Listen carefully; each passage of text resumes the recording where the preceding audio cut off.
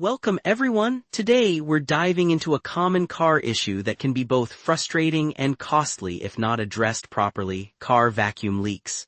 But don't worry, by the end of this video you'll know exactly how to fix them yourself. Vacuum leaks in your car can lead to poor performance and increased fuel consumption.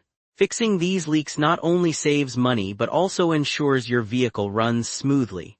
Let's get started with a step-by-step guide on how to identify and fix those pesky vacuum leaks. First, start by listening for unusual engine noises such as hissing or whistling sounds.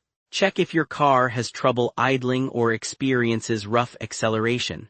These are common signs that you might have a vacuum leak. Second, with the engine running, use a spray bottle filled with soapy water to gently mist around the intake manifold and vacuum hoses.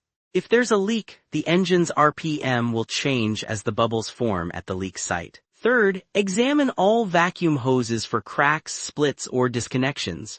Pay special attention to areas where hoses connect to other components, as these are common points of failure. Fourth, if you find any damaged hoses or gaskets, replace them with new ones that match the specifications of your vehicle. Ensure all connections are tight and secure to prevent future leaks. Fifth, after replacing the faulty parts, run the engine again and use the soapy water method to ensure there are no more leaks.